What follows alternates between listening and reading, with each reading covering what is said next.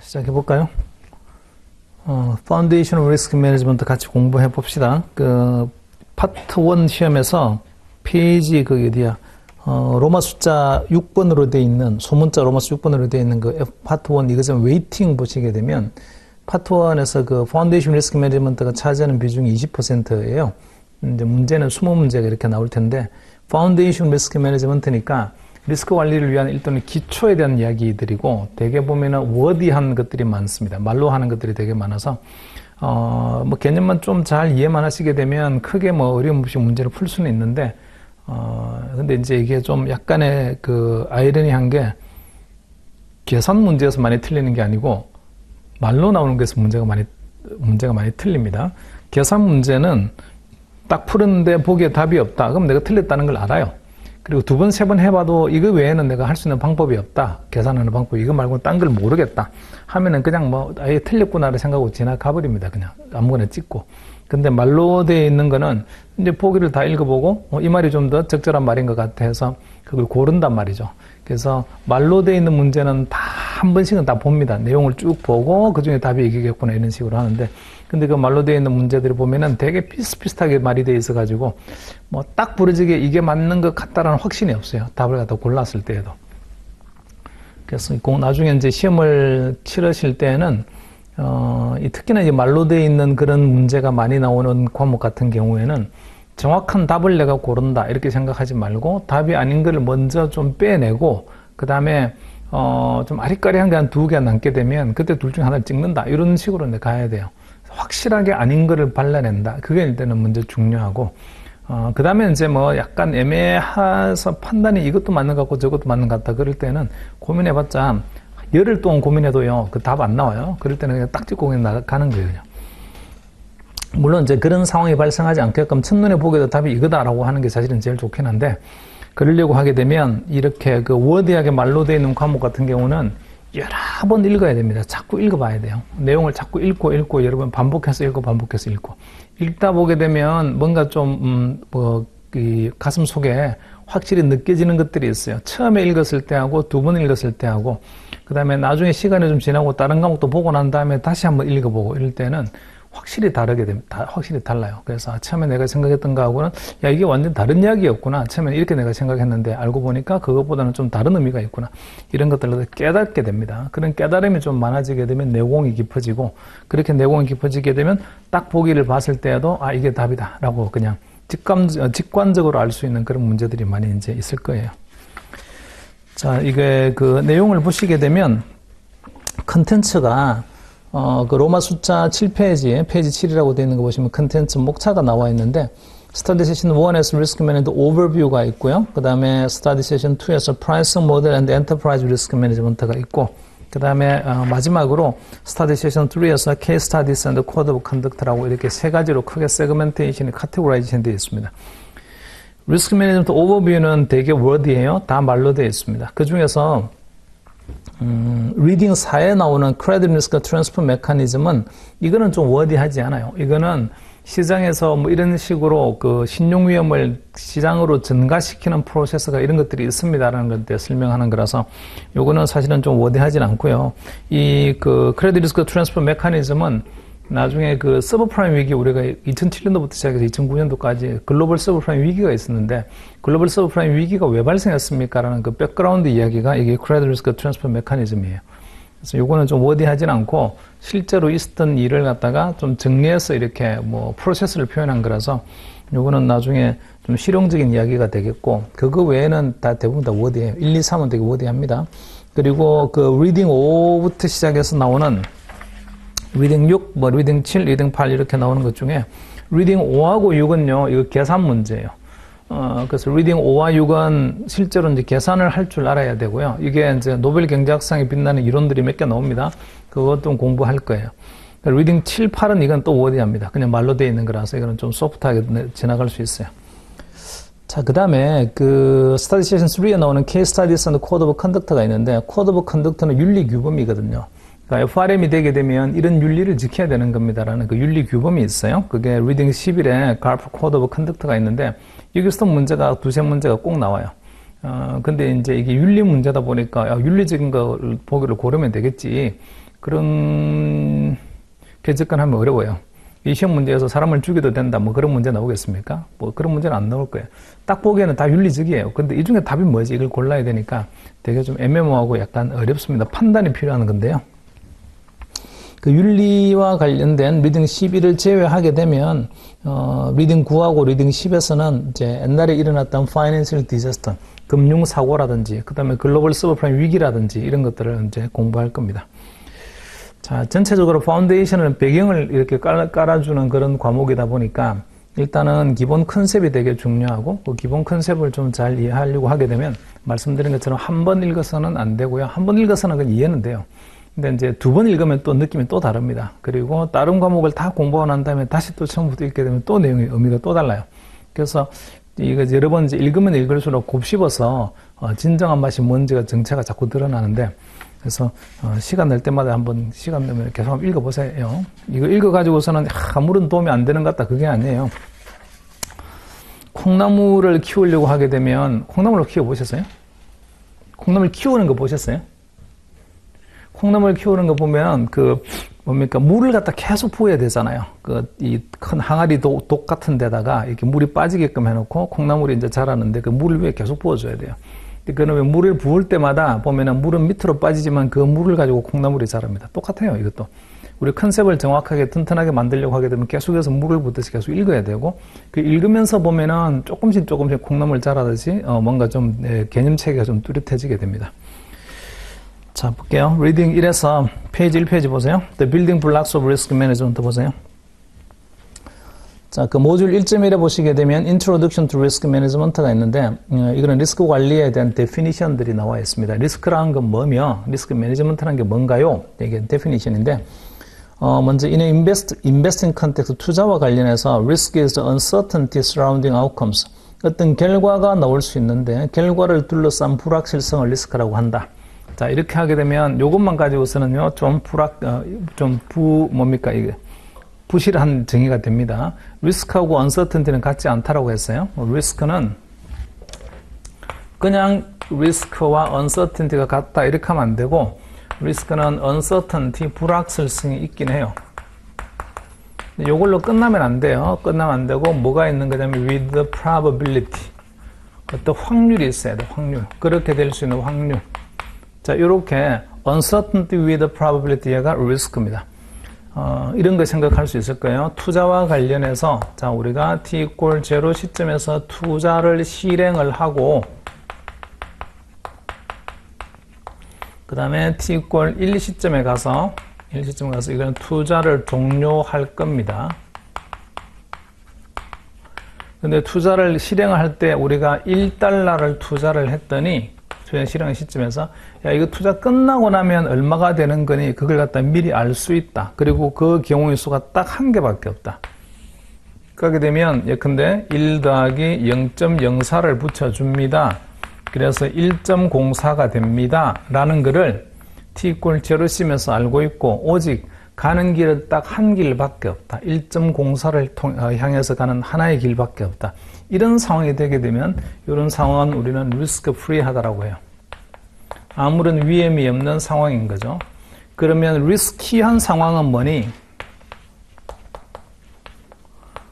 자, 투자를 1달러를 실행을 하게 되면 그 결과에 대한 투자 종료 시점에서의 아웃컴이 있을 텐데 아웃컴이 뭔지 모르겠다라는 거죠, 이제.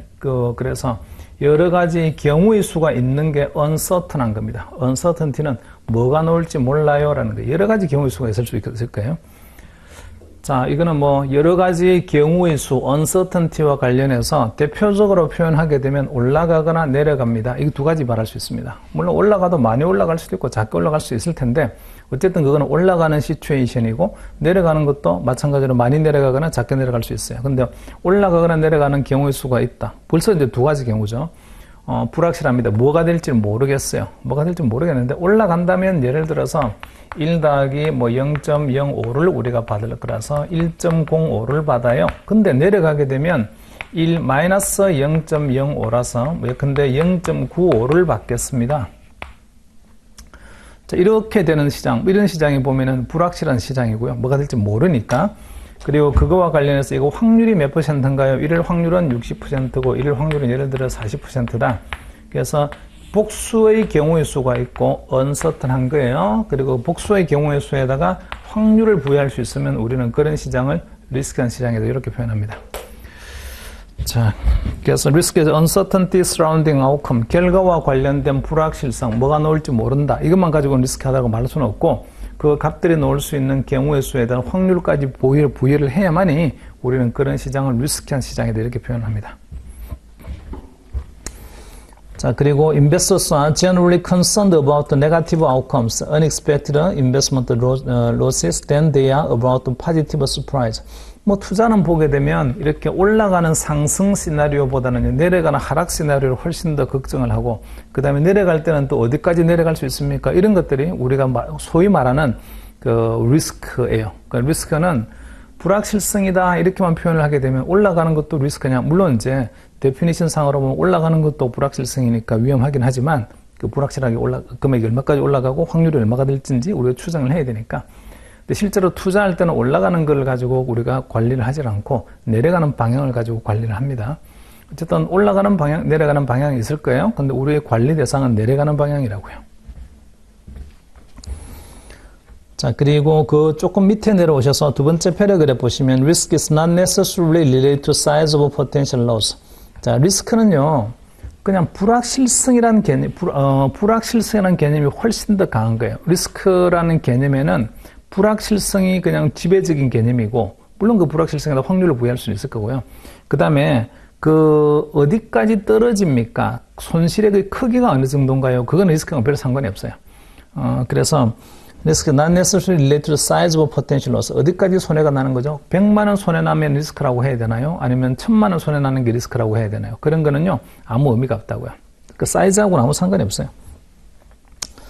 자, 예를 든다면, for example, many potential losses are large but quite predictable and can be accounted for using risk management technique. 야, 이거 잘못하게 되면 큰 손실 나올 수 있는데, 어디까지 나올 수 있는데, 야, 본전 다 잃을 수 있어. 이거 하게 되면.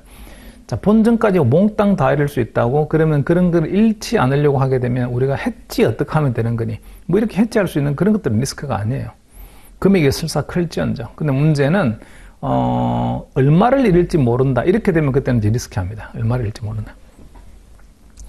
그래서, the more important the concern is variability of the loss. 그래서 손실의 어떤 변동성이다. 손실의 범위. 어디까지 손실이 갈 수 있는 거니? 그게 이제 불확실한 거고, 그 불확실성이 사실은 우리는 리스크라고 표현을 합니다.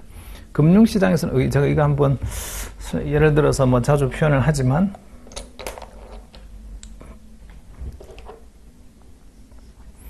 이 정의대로 본다면, 자, 투자가 4개 있어요. 아유, 뭐, 뺑목하지 말고. 투자가 4개 있는데, 1번 투자, 2번 투자, 3번 투자, 4번 투자 4개 있어요. 자, 1번 투자하게 되면 돈이 올라갈 확률, 돈을 벌 수 있는 확률이 100% 있고, 2번 투자하게 되면 돈을 잃을 수 있는 확률이 100% 있습니다. 3번 투자를 하게 되면 잃을 수 있는 확률과 돈을 벌 수 있는 확률이 절반입니다. 돈을 잃을 수도 있고, 그 다음에 뭐 돈을 딸 수도 있어요. 이런 거요. 그러니까 세 개의 투자만 있다고 합시다. 자, 그 중에 리스키한 건 뭘까요? 리스키한 거. 1번 투자하게 되면 돈을 딸 확률이 100%. 2번 투자하게 되면 돈을 잃을 확률이 100%. 3번 투자하게 되면 돈을 잃을 확률이 50%, 딸 확률이 50%. 그러면 그 중에서 리스키한 거는요. 대부분이 보게 되면 일단은 두 번째 위험하지 않나요? 이렇게 이제 표현도 합니다. 두 번째, 세 번째 사실은 다 위험하다고 말할 수 있는데 대표님들이 1번이 위험한 것 같지 않아요. 1번 투자하게 되면 무조건 100% 확률로 돈을 딴다고 했으니까 위험하지 않다. 이렇게 이제 하는데 그 두 번째도 보면은 100% 돈을 잃을 수 있다. 예, 두 번째 투자하게 되면 돈을 잃을 수 있는 확률이 100%다. 이렇게 되면 얘도 위험하긴 한 거예요. 근데 그 위험은 우리가 금융에서 말하는 리스크의 개념하고는 같지가 않고 그런 위험은 대인주라고 합니다. 대인주. 이 건드리면 죽어요. 이런 거라고요. 그리고 그런 류의 금융상품은 없습니다. 투자하게 되면 반드시 돈을 잃습니다. 이렇게 되면요. 그런 거는 금융사기예요. 그런 사기. 그래서 그런 금융상품은 사실은 없고, 그런 금융상품이 있다는 건 데인저한 상품이고, 리스크한 상품이 아니고, 리스크한 상품은 세 번째가 리스크한 거예요. 올라갈 수 있고, 내려갈 수 있다. 근데 경우의 수가 있는 거죠. 언서튼합니다. 뭐가 나올지. 그런데 각각의 확률 50% 줬다. 이런 상황이 리스키하다고요. 근데 올라가면 그러면 얼마까지 올라가고 내려가면 얼마까지 내려갑니까? 그거는 상관이 없어요. 그래서 사이즈의 크기는 뭐 이익을 얻는 사이즈라든지 손실을 얻는 사이즈에 따라서 리스크가 다르게 정의되냐 그런 건 아니고 사이즈가 뭐가 됐든지 간에 불확실하고 어떤 확률이 있다 이렇게 하게 되면 그런 시장은 리스크한 시장입니다. 자, 넘어가서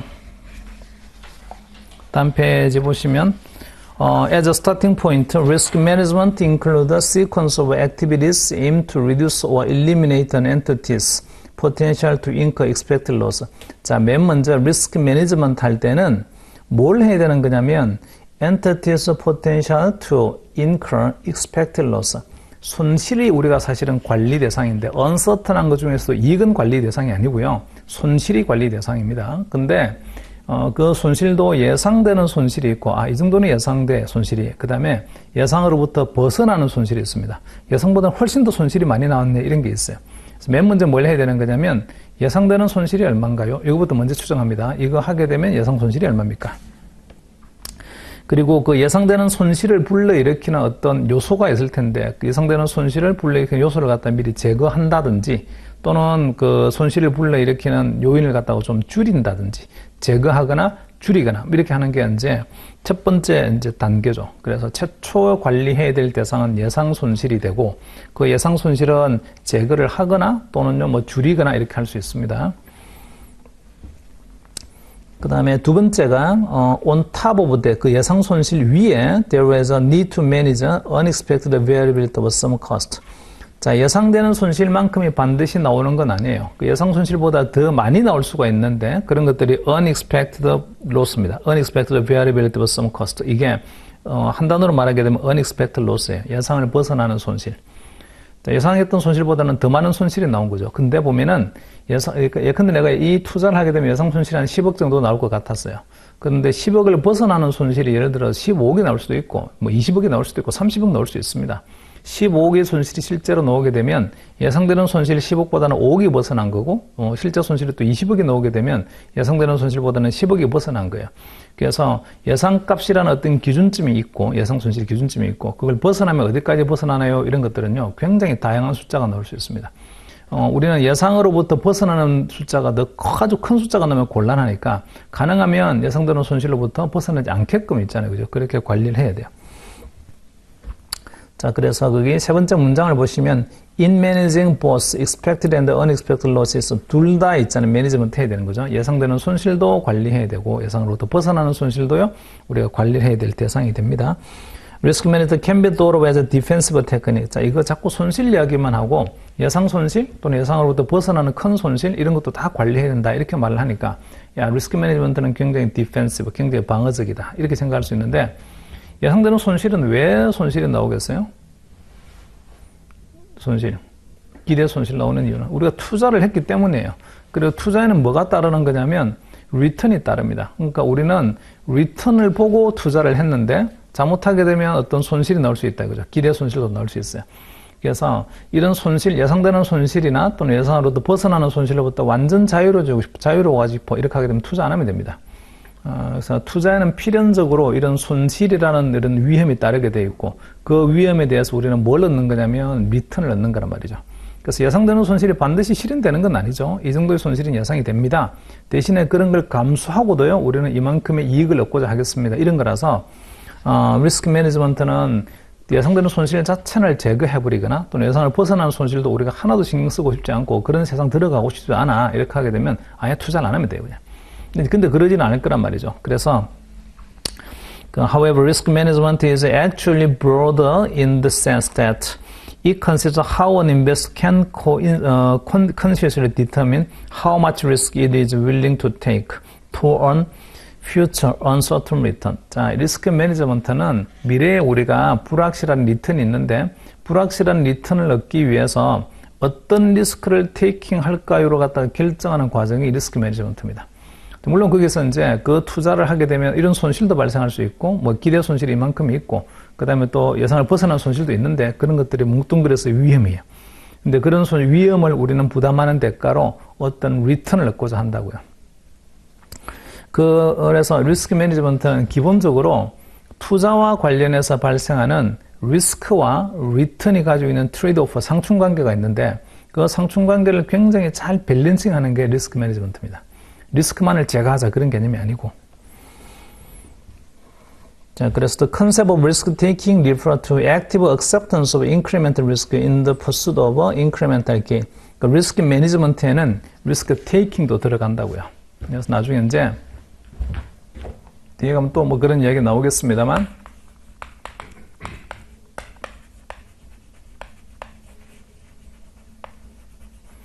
리스크 매니지먼트는 액티비티들이 있어요. 활동들이 있습니다. 자, 그거와 관련해서 한번 볼까요? 이렇게 한번 표현해 볼 수 있는데 리스크가 발생할 수 있는 그 frequency가 있어요. 야, 그런 위험이 자주 발생해라는 게 있고, 자, 이거 좀 덜 발생해. low, 그 다음에 high. 두 가지로 나눠볼 수 있어요. 빈도가, 그런 리스크가 발생하는 빈도가, 리스크 프리퀀시가 되게 낮아. 별로 발생 안 해. 또는 리스크 발생하는 빈도가 되게 많아. 이런 게 두 가지가 있을 수가 있어요. 그 다음에 또, 여기다 보면, 여기 왼쪽에다가,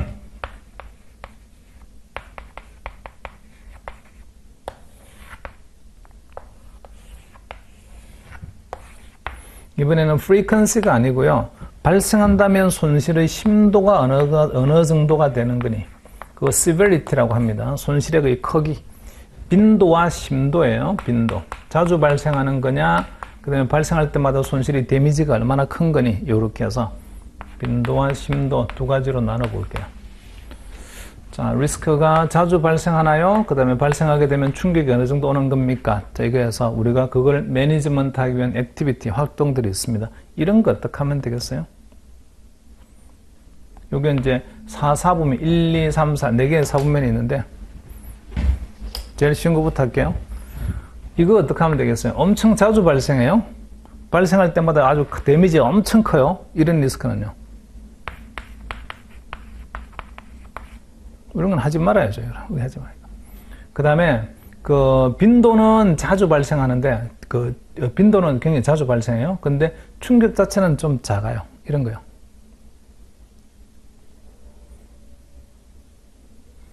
더 쉬운 거부터 할게요, 그러면. 자, 빈도가 발생하는 게 별로 많지는 않아요. 그 다음에 또, 그, 발생한다라도 손실도 별로 안 커요. 이런 리스크는요. 과금 리스크 테이킹 해야죠. acceptance 또는 taking.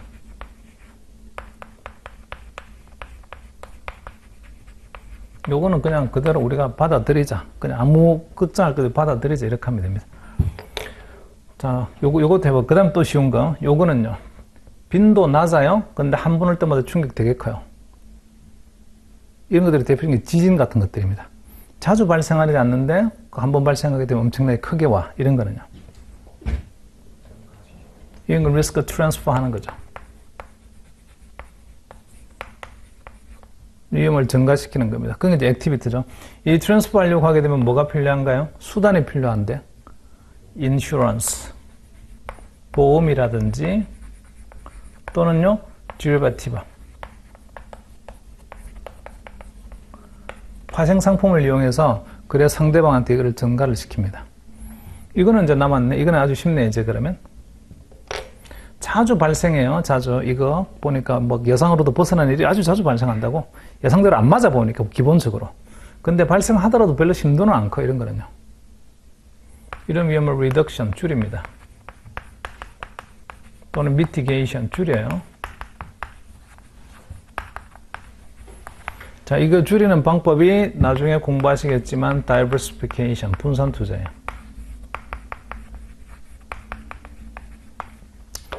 자, 이거를 제가 그림을 그린 이유는 리스크 매니지먼트 액티비티는요, 예금만 있는 건 아니라는 거예요. 리스크를 다 제거하고 없애자, 이런 거 우리는 옆에 가지도 않겠다. 그런 개념만 있는 게 아니고 아주 적극적인 액셉턴스 하는 것도 있고요. 그 다음에 효율적으로 뭔가 관리를 해서 리스크를 좀 줄여보는 방법도 있고, 여러 가지 테크닉들이 있습니다. 그래서 요 네 가지가 전부 다 리스크 매니지먼트에 들어가요. 근데 이제 일반적으로 리스크 매니지먼트라고 하게 되면 다 무슨 생각을 하는 거냐면 리스크 매니지먼트는 이렇게 위험을 우리가 테이킹하지 않거나 또는 위험을 딴 데로 증가시켜 버리거나 그 다음에 조금 그래도 뭐 생각하시는 분들은 야 이거 분산 투자를 통해서 위험을 줄이거나 요 세 가지가 리스크 매니지먼트라고 생각하는데 그러지 않고요. 이것도 들어와요. 리스크 매니지먼트는 어떤 리스크를 우리가 테이킹 할 거니? 라는 그런 것도 이제 그 리스크 매니지먼트 액티비티에 들어옵니다. 자, 그리고 the risk management process를 보시게 되면 the risk management process is a formal series of actions designed to determine if the perceived reward justifies expected risk. 이게 이제 리스크 매니지먼트의 기본 철학인데, 리스크 매니지먼트의 기본 철학은 일련의 이제 과정인데, 행동 과정인데, 그 뭘 결정하는 거냐면 perceived reward justifies expected loss. 자, 우리가 지금 투자를 하게 되면 어느 정도의 수익이 있을 거예요. 근데 그게 리워드죠. 그 리워드를 받기 위해서 우리가 테이킹해야 되는 리스크가 이 정도면 되는 거니 그걸 갖다가 이제 판단하는 과정입니다. 그래서 옵티멀 디시전 메이킹을 하는 거예요. 이 정도 리스크면 야 이런 이만큼의 리턴이 나오는데 괜찮을까? 이걸 판단하는 있잖아요. 그런 일련의 과정을 리스크 매니지먼트 프로세스라고 합니다. 이 말 이해되셨나요? 이게 키거든요. 요거 줄거 넣어서 요 문장 별표를 해 놓으시고 자, 리스크 매니지먼트 프로세스라는 거는 리스크 매니지먼트 프로세스는 다르게 표현하게 되면 이렇게 표현할 수 있어요. Optimal Decision Making Process다 이렇게 생각하면 돼요.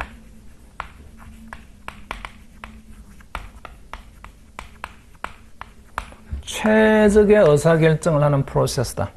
근데 최적의 의사결정은 어떤 관점에서 하는 거냐면 리스크 대비 리워드가 이게 적절한가요를 갖다가 옵티멀한 구조가 어떤 게 적절한 거니 그걸 갖다 판단하고자 하는 거예요.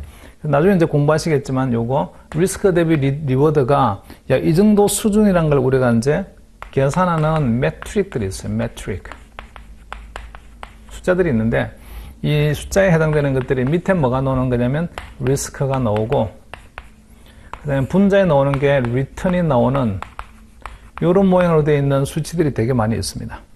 그래서 뭐 예를 든다면 제일 많이 쓰는 것 중에 하나가 샤프 레이시오.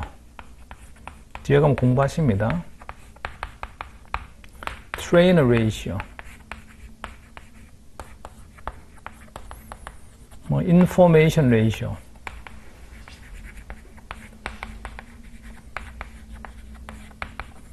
그 다음에 레이락 이런 류에 있잖아요. 그죠? 지표들이 되게 많이 있어요. 그래서 이런 지표들을 보고 보세요. 어떤 게 좋겠어? 이 숫자들은 크면 클수록 좋겠죠? 요 리스크 대비 리턴이 있잖아요. 요게 이 숫자가 이 비율이 크면 클수록 좋습니다. 그래서 나중에 이런 지표들을 보게 되면 이런 지표는 다 숫자가 크면 클수록 좋아요. 자, 그 다음에 여러 가지 또 테크닉을 쓸 수 있다고요. 투자를 하게 되면 뭐부터 추정하겠습니까? 리턴 추정하죠. 이 정도 수익률이 나올 거라고. 그러면 얼마만큼 리스크가 있는지를 갖다 또 추정해 볼 거예요. 자, 그래서 요게 말이죠. 이 매트릭을 한번 계산을 해봤더니, 수식을, 계산을 해봤더니, 야, 이거 조금만 잘 하게 되면 얘는 리턴은 그냥 고정시킨 상태에서 리스크만 줄일 수가 있겠네? 이런 방법도 있습니다. 야, 이거 예상되는 수익률은 전혀 안 건드리면서 위험만 확 줄일 수가 있겠네? 그 대표적인 게 이거 고정시키고 위험을 줄이자. 요렇게 하려고 하게 되면 어떻게 하면 되는 거니? 아주 대표적인 게 나중에 공부할 다이버시피케이션, 분산 투자라는 게 있어요. 분산 투자를 하게 되면 리스크만 딱 리덕션 할 수 있다. 리턴은 건드리지 않고. 그래서 그거는 나중에 그 뒤에 가서 이제 CPM이라든지 또는 뭐 포트폴리오 매니지먼트, 모든 포트폴리오 띠오리 그때 한번 공부하시게 될 거예요. 일단은 요거 기억해 놓으시라고. 요게 코어 오브 코어예요. 리스크 매니지먼트 프로세스는 옵티멀 디시전 메이킹 프로세스다. 그리고 리스크와 리턴을 비교를 해서 그게 우리한테 적절한 투자인지를 판단하는 그런 프로세스다. 그리고 이거 비교하는 매트릭이 뭐가 있니? 어떤 수치 같은 것들이 있는데 그게 뭐가 있니? 이런 것들이 있다고. 이런 것들. 뒤에 가서 따로 다 공부하실 거예요. 자, 그리고 그래서 그 두 번째 문장을 보시면 a related query is whether the risk could be reduced and still provide approximately similar reward. 그러니까 리워드, 리턴은 똑같은 걸 갖다 주면서 이거 혹시 위험은 줄일 수가 있나? 이런 걸 갖다 이제 고민을 해야죠. 리스크 매니지먼트 하는 쪽에서는. 그 대표적인 방법 중에 하나가 제일 쉬운 게 분산 투자예요. 리턴은 건드리지 않으면서 위험만 줄이자. 이렇게 할 수 있죠, 이제 얘가. 뒤에 가서 뭐 따로 하실 거예요. 그런 것들은. 그 다음에 이제 그 밑에서 There are several core building blocks in the risk management process. 리스크 매니지먼트 프로세스에 빌딩 블락이 몇 개 있는데 핵심에 해당되는 컨셉 덩어리들이 몇 개 있습니다. 첫 번째가 identify risk. 이걸 이제 risk identification이라고 합니다. 그러니까 순서는 이렇게 가는 거예요. risk management process는 optimal decision making process는 첫 번째 뭐 해야 되는 거냐면 리스크를 갖다가 identification 해야 돼요.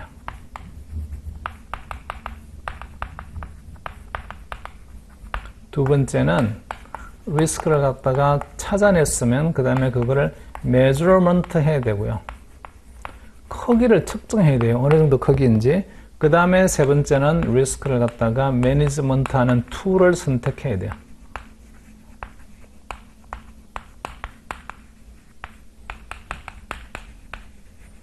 요 네 가지 절차를 이 세 가지의 절차를 거쳐가게 됩니다. 요거 risk identification 요것도 쉽지 않아요. 뭐 이런 거 한번 생각해 볼게요. 이거 첫 번째 거와 관련해서. 자, 우리가 만약에 그 한국인인데 미국에 있는 뭐 예를 들어서 그 테슬라 주식에 투자했다고 합시다. 미국 테슬라 주식에 투자했어요. 무슨 위험이 있어요? 투자와 관련해서 발생하는 위험.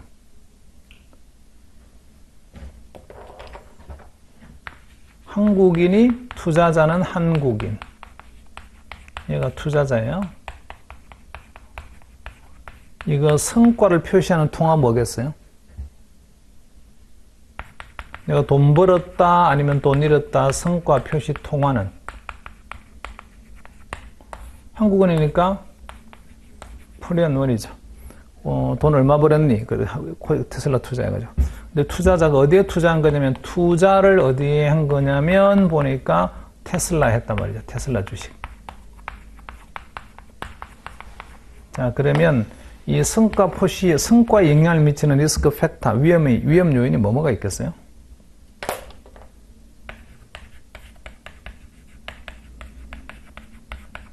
벌써 첫 번째 딱 생각나는 게 환율이 있다. $1 환율.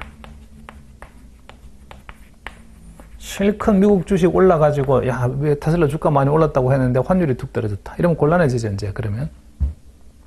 그 다음에 또요. 첫 번째 $1. 두 번째 주가가 있죠. 주가. 이 주가가 올랐니 내렸니 주가가 있습니다. 그러니까 달러로 표시되는 주가가 올른 거니 내린 거니 이런 게 있어요. 그러니까 벌써 뭐가 있냐면 환위험이 있고요. $1 환율 같은 환위험이 있고 그 다음에 주가 위험이 있어요. 그 다음에 숨겨진 위험 또 하나 있는데 세 번째 환율과 주가가 가지고 있는 코릴레이션이 있어요. 코릴레이션 리스크. 이 코릴레이션도 보게 되면 일정하지가 않습니다. 보면 어떤 때는 강한 코릴레이션을 가지고 있다가 좀 약한 코릴레이션을 가지고 있다가 이 코릴레이션에 따라서 코릴레이션의 양의 값이냐 음의 값이냐 이런 거에 따라서 이게 되게 달라지게 돼 있어요. 이 환율 올라가는 게 좋아요? 내려가는 게 좋아요?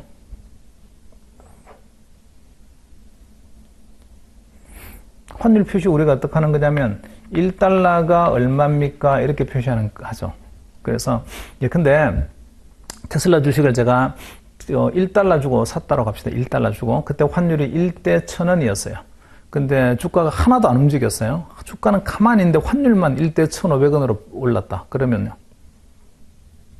돈 벌었죠. 50% 돈 벌었어요. 이제 그러면 $1짜리가 1,500원이 돼버렸으니까.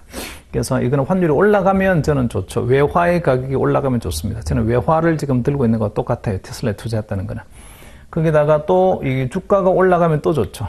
그 두 가지가 좋은데 문제는 요 환율하고 주가가요 항상 똑같은 방향으로 움직이거나 그러지도 않고 반대 방향으로 움직이지도 않고 어떤 때는 똑같은 방향으로 움직이기도 하다가 또는 반대 방향으로 움직이기도 하다가 코릴레이션이 왔다 갔다 합니다. 그래서 벌써 리스크 팩터만 해도 벌써 3개가 있어요. 이렇게 3개.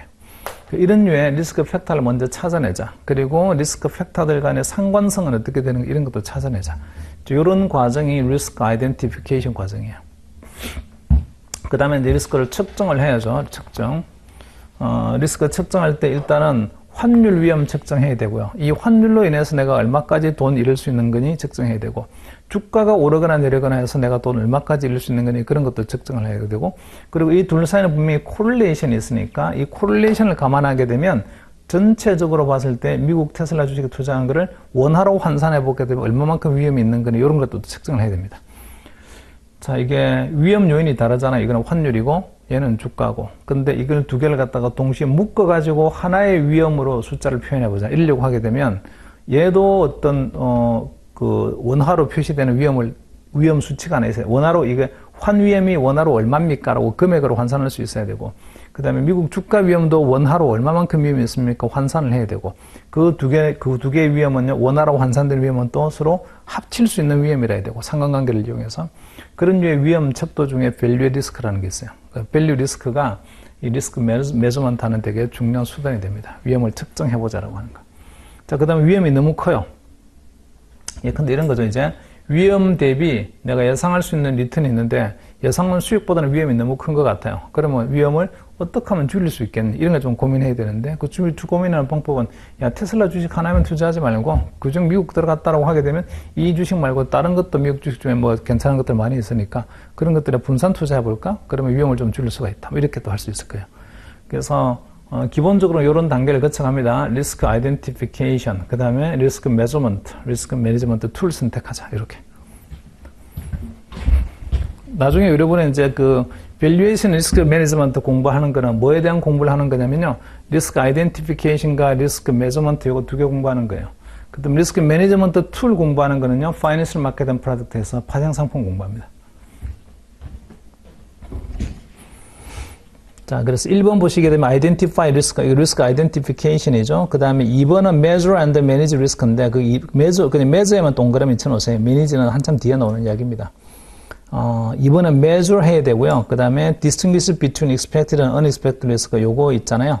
요것도 구분을 해야 되고, 예상 손실은 얼마며, 예상을 벗어나면 어디까지 손해가 나올 수 있는 건지를 우리가 추정을 해야 되고, 그 다음에 address relationships among risk, 이게 correlation이죠. 그 리스크와 리스크 사이에 상관관계가 뭡니까? 이것도 우리가 찾아내야 되고, 그래서 2번, 3번, 4번을 다 합쳐가지고 이거는요, measurement예요, measurement.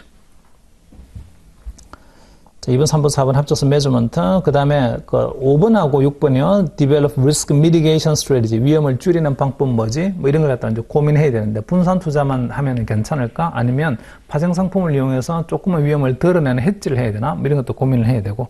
그 다음에 6번에 모니터링 하는 거죠. 그 전략이 제대로 먹혀 들어가고 있는지. 그 다음에 그 전략이 좀 마음대로 생각했던 것처럼 안 간다라고 하게 되면 그 전략을 좀 수정하고 이렇게 해야 되는데, 그 5번, 6번에 해당되는 게 매니지먼트입니다. 자, 그래서 큰 덩어리로 본다면 그 1번부터 6번까지라고 되어 있지만 첫 번째는 리스크 아이덴티피케이션 해야 되고, 그 다음에 두 번째는 매저먼트 해야 되고, 세 번째는 매니지먼트 하는 거다. 이게 이제 이게 세 개의 큰 덩어리입니다. 자, 그 밑으로 좀 내려오셔서 거기서 risk managers can deploy several methods to identify relevant risk. 그래서 뭐 리스크를 갖다 찾아내는 방법은 뭐가 있습니까? 리스크를 찾아내는 방법. 자, 거기서 보면은 세 번째 문장을 보시면 one method to identify risk, 위험을 찾아내는 방법이 brainstorming도 있다. 뭐 각자가 이때 무슨 위험이 있을 건지 한번 말해보자. 이렇게 이제 얘기할 수 있습니다. 이런 것들은 완전히 새로운 프로젝트에 투자하거나 이럴 때는 브레인스토밍 방법을 많이 씁니다. 자, 이거 하게 되면 무슨 위험이 있을까? 그게 이제 계량화 시킬 수 있는 위험도 있고, 규제 리스크도 있고, 뭐 되게 여러 가지 위험들이 있을 거예요. 그래서 뉴 프로젝트 또는 뉴 인베스트먼트 같은 경우는 리스크 팩터 한번 찾아보자. 이럴 때는 검증되지 않고 경험해보지 못한 리스크니까 그런 거는 브레인스토밍을 합니다. 암호화폐가 처음에 나왔을 때 말이죠. 블록체인이라는 개념하고 암호화폐가 처음 나왔을 때 무슨 리스크가 있었겠어요? 거기 투자하자라고 의사결정을 했으면. 암호화폐, 물론 뭐 비트코인이라든지 이런 것들은요, 그 실제로 본질 가치라는 것들이 없어요. 뭐 주식은 본질 가치, 미래 현금 흐름이 발생할 거니까 현금 흐름이 현재 가치를 가져와서 그 주가를 한번 평가하자 이렇게 하면 되는데, 비트코인이나 암호화폐 같은 경우는 본질 가치라는 개념이 없다고요. 추상적인 개념이나 어떤 테크놀로지 이런 걸 가지고 우리는 그게 가능성을 보고 투자를 하는 거죠. 그래서 탈중앙은행화, 중앙은행으로부터 벗어나가지고 이게 전 세계적으로 통용되는 어떤 결제 수단이 될 거다. 뭐 이런 믿음을 가지고 우리가 투자를 하는데, 무슨 위험이 있겠어요, 거기서? 당장 딱 첫 번째 떠오르는 위험은요. 일단은 본질 가치가 없으니까 규제 위험이 있어요. 어떤 가격이 적정 가격인지 평가할 수가 또 없어요. 그러니까 적정 가격이 평가 불가능하다. 그 시장의 수요와 공급에 따라서 사람들의 투기 심리에 따라서 확 올라가고 확 내려간다. 그 다음에 그런 걸 갖다 제어하기 위한, 근데 규제가 들어오는 순간 갑자기 시장이 확 꺾인다. 그런 류의 위험들이 막 있습니다. 그래서 그거 말고도 위험들이 되게 많이 있을 텐데, 이렇게 새로운 인베스트먼트가 나오게 되면 그때는 리스크 팩터를 찾아내는 방법이 기존에 해보질 않았으니까 그럴 때는 그냥 브레인스토밍 하는 수밖에 없어요. 이런 것들은 좀 퀄리테이티브한 접근 방법입니다. 정성적인 접근 방법이에요, 그냥. 자, 그리고 그 패러그랩의 밑에 세 번째 문장 볼게요. 그 패러그랩 세 번째 문장. For more quantitative approach. 조금 더 계량적인 접근 방법도 있을 수 있는데, a risk manager can analyze actual loss data to discern the magnitude and the frequency of various losses. 그래서 과거의 데이터를 갖다가 actual loss 데이터를 갖다 한번 분석해 볼 수 있는데, 그 분석을 했더니 이런 거죠. magnitude and the frequency of various losses. magnitude가 요거죠. 심도가 어느 정도 되는 겁니까? 빈도는 어느 정도 되는 겁니까? 그 투자를 하게 되면 그 리스크의 빈도나 심도가 어느 정도 되는 겁니까? 이걸 데이터를 분석을 해보고 여기서 차지하는 게 예컨대 뭐 이런 거다라고 하게 되면 별 걱정 안 하고 그냥 우리 액셉턴스 합시다 이렇게 하면 되고, 그러지 않고 야 하이 빈도에다가 하이 로스다 이렇게 하게 되면 이런 건 하지 맙시다 이렇게 하면 되고, 그런 것들은 계량적 접근 방법을 하는 거죠. 그 다음에 또 scenario analysis is another common tool used for identifying risk. 시나리오를 한번, 이거는 그런 경우가 많이 있습니다. 실제로 우리가 그다지 우리는 야 대출 시장으로는 별 상관없어. 대출이 사람들이 많이 해가든 대출 금리가 올라가든 내려가든 우리가 투자하는 거는 별 상관이 없어. 이렇게 생각했는데 그게 아니고, 주택 경기나 대출이 왔다가 대출 금리가 오르거나 다른 것 때문에 우리가 엄청 손해를 보게 됐네. 그런 투자들이 있습니다. 나중에 이제 크레디니스가 트랜스퍼 메커니즘에서 따로 공부하시겠지만 자산 유동화 증권이라는 것들이 있어요. 그 자산 유동화 증권은 예컨대 뭐 대출을 묶어가지고 대출로부터 나오는 현금 흐름을 가져가는 유가 증권인데, 나는 뭘 들고 있는 거냐면 그냥 유가 증권 들고 있는 거예요. 근데 이제 문제는 요 유가 증권의 가치가 떨어지면서 손실이 나는 이유는 대출이 부도가 나기 때문이고, 그 대출이 왜 부도가 나는 거지? 금리가 너무 많이 올랐어. 그리고 그 다음에 집값이 또 많이 폭락을 했어. 그러면서 대출들이 부동산 담보대출도 자꾸 부도가 납니다. 저는 부동산 담보대출하고 아무 상관이 없는 줄 알았는데 사실 가지고 있는 유가증권을 보니까 그거하고 딱 연결이 되어 있는 경우죠. 자, 이럴 때는 시나리오 분석을 해봐야 돼요. 금리가 더 올라가거나 대출금리가 올라가거나 또는 부동산 경기가 더 나빠지게 된다면 내가 들고 있는 유가증권에는 어떤 가치가 얼마만큼 손해가 나는 겁니까? 이런 것들이 시나리오 분석이에요. 그 시나리오 분석을 하다 보게 되면 사실은 나는 그런 쪽에 그다지 노출이 되어 있지 않다라고 생각했었는데 알고 보니까 나도 영향을 받는 거네, 이런 걸 갖다가 찾아내는 경우가 아주 자주 있습니다. 자, 그리고 마지막 밑으로 좀 내려와서 part of risk identification process to filter risk into degrees of being known or unknown. 자, 리스크를 갖다가 이렇게 구분해 볼 수 있는데요. risk identification process에서 그 구분하는 게 좀 어려운 표현이 있습니다. 거기 어디 갔어? 페이지 3페이지 볼까요? 페이지 3페이지 보니까 loss 카테고리에서 expected loss, 이거는 이 정도의 손실이 나올 거야 라고 충분히 예상 가능한 손실이 있습니다. 이런 것들은 주로 어떤 것들이 있냐면, 제일 대표적인 게 우리가 외상 매출해 주는 경우야. 외상으로 물건을 팔았다. 이러면 경험적으로 보게 되면, 이 외상 매출 중에서 한 1%는 부도가 나. 보통 보면은. 그런 것들이 예상되는 손실입니다. 그래서 경험적 데이터에 의해서 우리가 하고 있는 어떤 트랜잭션에서 이 정도의 과거 평균적 손실이 나왔어. 이런 것들은 충분히 이제 분석이 되는 그런 손실들이 있어요. 그 다음에 unexpected loss. 근데 예상되는 손실보다는 평균 손실보다는 더 많은 손실이 나오는 경우도 있어. 그런 데는 그러면 예상으로부터 얼마 정도의 범위를 벗어나는 거니, 만약에 예상보다 더 많은 손실이 나온다고 하게 되면 이런 것도요, 경험 데이터를 가지고 보면 됩니다. 과거에 보면은 평균적으로는 한 1% 손해가 났는데, 많이 났을 때는 3%까지 손해 난 적이 있어. 그런 예상 손실로부터 2% 벗어나는 거죠. 그런 것들은 경험 데이터를 가지고서 우리가 분석해 볼 수가 있고요. unexpected loss까지. 그 다음에 이제 또 known unknown이라는 게 있고 unknown unknown이 있습니다. 그래서 known unknown은요, 이런 거예요. 자, 우리가 어떤 경우가, 앞에 나오는 know는 어떤 경우가 나오는 경우인지를 아는 거예요. 그러니까 경우의 수가 몇 가지가 있다는 사실을 압니다. 근데 그 경우의 수에서 손실이 어디까지 갈지는 모르겠어요. 제 말 이해되나요? 자, 그래서 결과가 뭐가 나올지는 몰라. 근데 경우의 수는 여러 가지가 있어. 올라가거나 내려가거나 할 거야. 그런데 올라가거나 내려가거나 하는데 그게 올라가면 어디까지 올라가고 내려가면 어디까지 내려갈지 난 잘 모르겠어. 그리고 또 하나는 그 확률을 부여할 수 있어요. 확률을.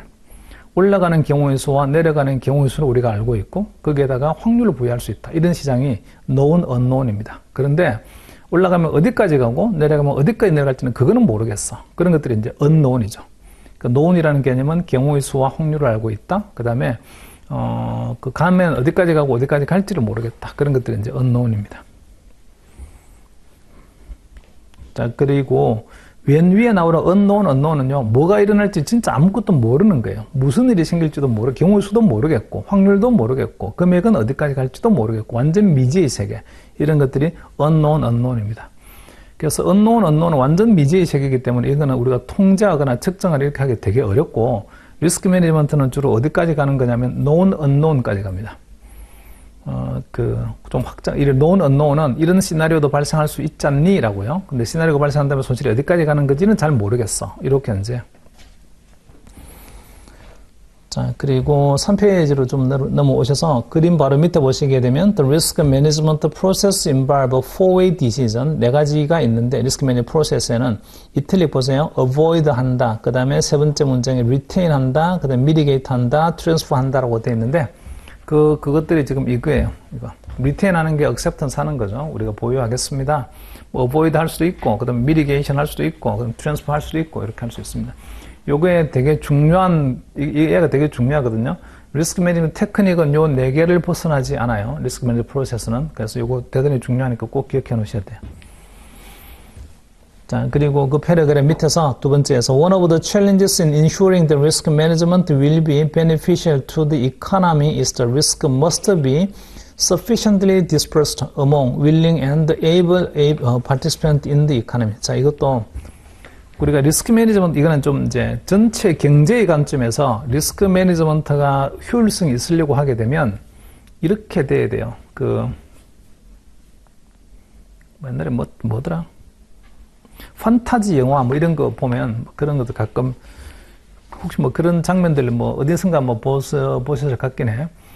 아주 어두운 뭐 동굴에 이렇게 막 도망을 뛰어가다가 보니까 막 딱 다다랐더니 절벽이 있는 거야.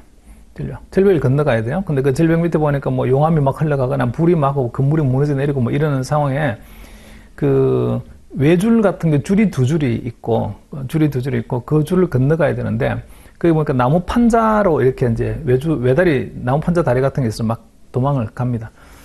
가다가 보면은 그냥 무사히 다 도망가면 영화가 재미가 없겠죠. 중간에 줄이 끊어지거나 뭐 이렇게 되고 아니면 나무 판때기가 막 떨어지거나 이렇게 되는데 자, 거기서 나무 판자가 딱 발판이 한 개만 남았어요. 발판이 한 개만 남았을 때에 우리가 좀 살 수 있는 방법, 발판에서 있잖아요. 그죠? 살 수 있는 방법은 뭘까? 4명이 예를 들어서 도망가고 있다고 합시다. 4명이 도망가면.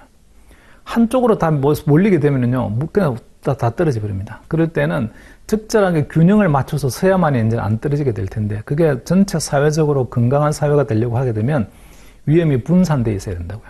한 군데 다 몰려가 있으면 안 돼요. 이것도 이제 리스크도 보게 되면 금융 투자의 세상에서 발생하는 리스크는요, 이것도 보면은 질량 불변의 법칙이에요.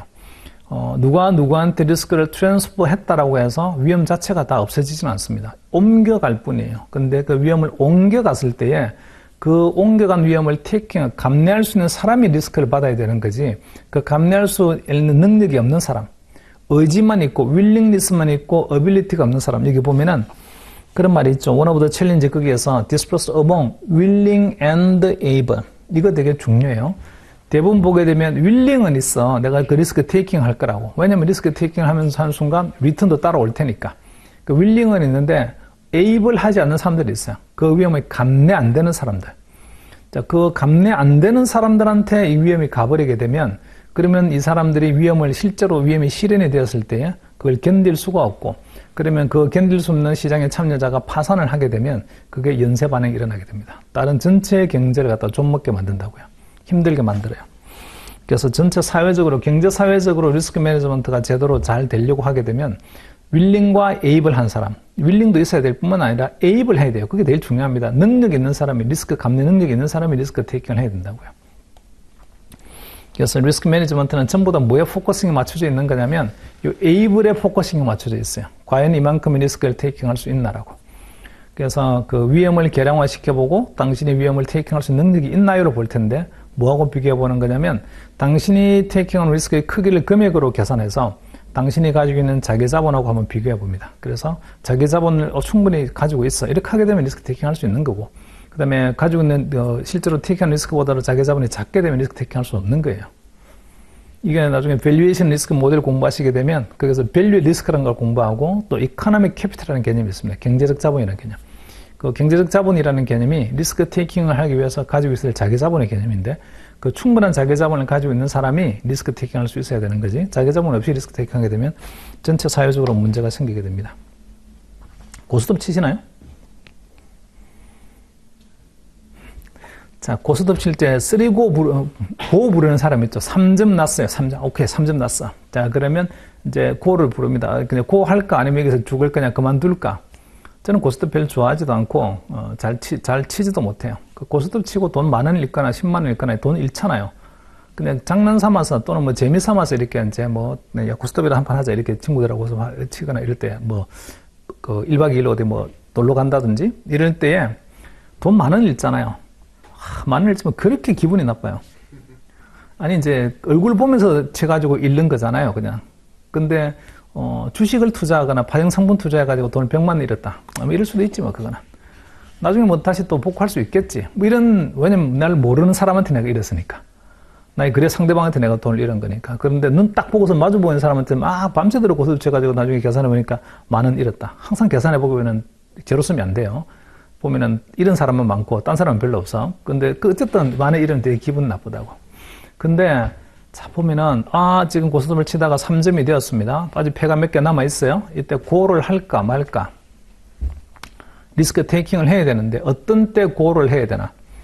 원리는 이런 거예요. 자, 내가 이제 고를 했는데 지금 보니까 쟤는 지금 옆에 내가 2점이 났어요. 한 번 딱 도는 순간 잘못하면 제가 1점이 나게 되면 나는 이제 점수가 더 안 붙고 제가 1점 나게 내가 바가지 쓰게 되겠네. 독박을 쓰게 된다. 독박을 쓰게 되면 내가 얼마를 물어야 되는 거지? 그 물어야 되는 돈만큼의 내 지갑이 있어야 나는 고를 해야 됩니다. 근데 그 독박을 썼을 경우에 그런 경우가 이제 생기게 되면 내가 돈을 갖다 왕창 물어야 되는데 내가 지갑에 가지고 있는 돈이 없어. 별로 그만큼의 돈이 없다. 그러면 리스크 테이킹 하면 안 되죠. 그게 여기 원리하고 똑같은 거예요. 나는 리스크 테이킹 하고 싶어요. 고 부르고 싶다고요. 계속 고 하고 싶다고요. 윌링 합니다. 근데 에입을 하려고 하게 되면요. 지갑에 혹시나 내가 이 점수를 더 내지 못하고 옆에 있는 애가 점수가 먼저 나서 내가 독박을 써야 되는 경우에 그 돈을 갖다가 물 수 있는 능력, 에입을 해야만이 그때야만이 고라는 리스크 테이킹 할 수 있다고요. 그게 이제 전체적인 리스크 매니지먼트의 기본 프로세스입니다. 기본 컨셉이고. 이제 근데 이렇게 안 된 경우가 unfortunately the notable failure of risk management occurred during financial crisis of 2007에서 2009년도. 2007에서 2009년도에 발생했던 이게 글로벌 서브프라임 위기인데 글로벌 서브프라임 위기는 윌링리스는 있어요. 내가 리스크 테이킹하고 싶어. 근데 리스크를 감내할 수 있는 능력이 없는 그런 금융기관들이 과도한 리스크 테이킹을 하면서 전체 금융 시스템이 망가졌던 케이스가 그 글로벌 서브프라임 위기입니다. 자, 그리고 그 밑에서 another challenge of risk management process that it has failed to consistently assist in preventing market disruptions or preventing financial accounting fraud. 이게 또 안 되는 거예요. 우리가 리스크 매니지먼트를 아무리 열심히 해도 꾸준히 발생하는 리스크가 있습니다. 그 꾸준히 발생하는 리스크가 뭐냐면 fraud 같은 거예요. fraud가 이제 금융 범죄 같은 건데 대표적으로 뭐가 안 되는 거냐면 이거 방금 얘기해서 operation risk, 운영 위험 같은 경우는요.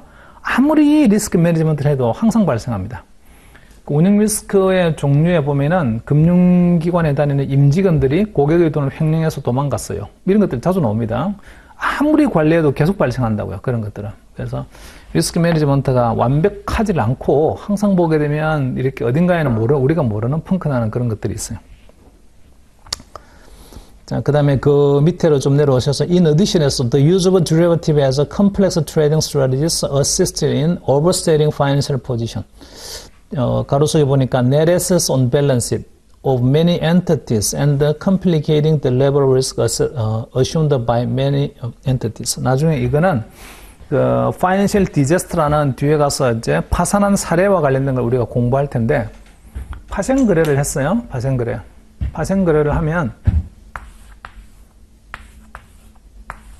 요게 밸런스 시트인데 assets 있고 그 다음에 여기 liability가 있고 뭐 있어요. equity가 있고 이렇게 돼 있는데 파생 거래는요. 그 장외 파생 거래는 부의 거래라고 합니다. 오프 밸런스 거래라고 해요. 뭐 예를 들어서 우리가 forward contract 했습니다. 뭔가를 사고자 했다 또는 팔고자 했다 약속을 했어요. 파생은 전부 다 계약이거든요. 처음에 계약 가치 얼마냐면 제로입니다. 뭔가를 어떤 기초자산을 일정한 미래에 사자, 팔자라고 약속을 했어요. 자, 약속을 하게 되면 그거는 여기 재무제표상에 나 약속했어요라는 계정 과목이 없어요. 약속하라는 계정 과목이 없으니까 어디에 나오냐면 그 밑에 풋노트에 나옵니다. 풋노트. 주석사항에 내가 파생거래 뭐뭐 하고 있어요. 파생계약의 뭐뭐가 있어요. 이렇게 해서 쭉 이런 것들이 막 나온다고요. 자, 이 파생계약은 기본적으로 아주 강한 레버리지가 있어요. 아주 강한 레버리지. 뭐 이런 거죠. 대표적으로 집을 나중에 사기로, 아파트를 하나 사기로 했다. 이런 거요. 아파트 가격이 10억이에요. 자, 10억짜리 아파트가 하나 있는데 그 10억짜리 아파트를 제가 샀어요 라고 하게 되면 여기다가 아파트 10억 이렇게 나올 거예요. 자산에. 근데 아파트 10억짜리 아파트를 제가 사기로 약속만 했습니다. 이렇게 하는 순간요. 여기 안 나오죠 이제. 그러면 약속을 했으니까 약속 보증금 낼 거예요. 이행 보증금을 예컨대 1억을 냈어요. 1억. 자, 10억 주고 사기로 했습니다. 한 달 뒤에 살 거예요. 이 계약 가치 얼마겠어요? 이 파생 계약의 가치. 10억짜리 아파트를 10억 주고 사기로 약속을 했다고요. 그 계약서의 가치는 빵원입니다. 빵원. 10억짜리를 10억 주고 사기로 했으니까 그 계약서의 가치는 빵원이에요. 근데 10억에 사기로 약속을 했는데 아파트를 약속 가격이 이제 10억이죠. 매매 약속 가격 10억으로 약속을 해놨는데 아파트 가격이 올랐어요. 그래 하자마자 했잖아요. 좀 이따 가격이 올랐다고요. 11억이 되었습니다. 자, 이제 10억짜리 아파트가 얼마가 됐냐면 11억으로 오른 거예요. 아직 아파트 인수는 하지 않았고 한 달 뒤에 아파트 받기로 했는데 거래 계약하자마자 그 다음날 그러니까 11억 올랐습니다. 그러면 그 계약의 가치는요? 플러스 1억만큼 계약의 가치가 생겼죠. 11억짜리 아파트를 저는 10억에 살 수 있는 계약서 가지고 있으니까 이 계약서에는 이제 1억만큼의 프리미엄이 붙은 거예요. 그런 게 이제 나중에 공부할 포워드 계약 같은 겁니다. 파생 계약이에요, 그것도. 자, 만약에 제가 10억의 아파트를 그냥 샀어요. 그리고 난 다음에 약속 가격을 갖다가 10억 아파트를 약속을 하지 않고 그냥 그대로 샀습니다. 그리고 11억이 오르면 여기서 1억 오르죠. 10억 투자해가지고 1억 오르게 되면 수익률은 10%예요. 실제로 10억 아파트를 갖다가 현물 10억 아파트를 그대로 매입했어요. 아파트 매입했다. 근데 11억이 되었다. 그러면 10%의 수익이 나옵니다. 근데 그렇게 하지 않고 제가 약속만 했다고, 약속해가지고 제 주문에서 나간 거는 1억 나갔습니다. 이게 투자 금액이죠. 아파트를 실제로 사게 되면 10억이 투자 금액이고, 약속을 하게 되면 내 주문에서 나가는 거는 1억 보증금만 나갑니다. 자, 여기서 그 다음날 11억이 오르게 되면, 그러면 계약가치 얼마가 생겼다고요? 1억만큼은 계약가치가 생겼잖아요. 그러면 수익률은요, 100%. 그러니까 10배의 수익률이 차이가 납니다. 10배의 수익률. 그래서 이거는 행복한 케이스예요. 행복한 케이스. 만약에 그러질 않고 9억으로 떨어졌어요. 9억으로 떨어지게 되면 현물 10억짜리를 사서 9억으로 떨어지게 되면 10% 손해났구나 이렇게 되지만 약속 보증금 1억 주고 10억 사기로 약속을 딱 해놨는데 그 다음날 아파트가 9억으로 딱 떨어지는 순간 저는 9억짜리를 갖다가 10억에 사기로 약속을 한 거니까 이제는요 1억 보증금 날린 거하고 똑같습니다. 수익률 마이너스 100% 나와요. 이게 아주 강한 레버리지가 있단 말이죠. 파생상품은. 파생계약은 아주 강한 레버리지를 가지고 있는데도 불구하고 이 폭발력이 되게 높은 강한 레버리지는 재무제표상에 안 나옵니다. 안 나오니까 이 재무제표는 계정 과목만 딱 보게 되면 야 굉장히 튼튼한 회사네 이렇게 생각이 되는데 그게 아니고 이런저런 계약들이 엄청 많이 물려 있어. 이 계약들은 보증금은 조금씩 내고 다 계약한 것들인데 이거 혹시나 잘못되게 되면 엄청나게 폭발력을 가지고 회사를 완전히 망가뜨릴 수 있는 거야. 이런 것들이 제대로 분석이 안 된다고요. 제 말 이해됐어요? 자, 그래서 생각보다는 레버리지가 되게 센 폭발력이 강한 것들이 밑에 잠재되어 있는데 이런 것들은 이 재무제표상에 제대로 안 나오다 보니까 에셋과 라이빌리티 그리고 순자산 얼마입니다. 이것만 딱 분석해보면 해서 괜찮은 회사는 이렇게 보이지만 밑에 있는 잠재적 계약 관계를 들여다보는 순간 야 이거 회사 엄청 위험한 거래들을 하고 있구나 그런 것들이 이제 발견이 됩니다. 근데 보통 보면은 이거의 중심을 가지고서는 막 대부분 분석을 하거든요. 더 중요한 거는 밑에 있는 풋노트에 있는 파생상품들이 훨씬 더 중요해요.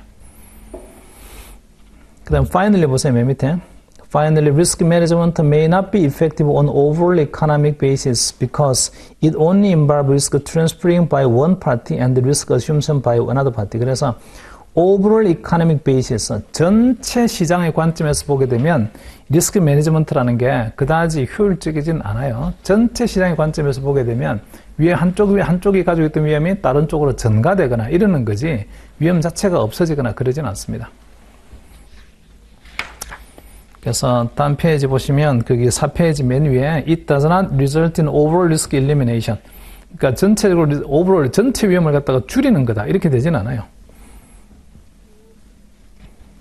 한쪽이 한쪽으로 위험을 증가시키는 구조인데 그나마 이 위험 증가되는 프로세스가 좀 건전한 증가 프로세스가 되려고 하게 되면 위험을 떠안아가는 쪽이 willingness도 있어야 되고 또 ability도 있어야 되는 그런 상태가 되어야 금융 시스템 자체가 좀 안전해지게 됩니다.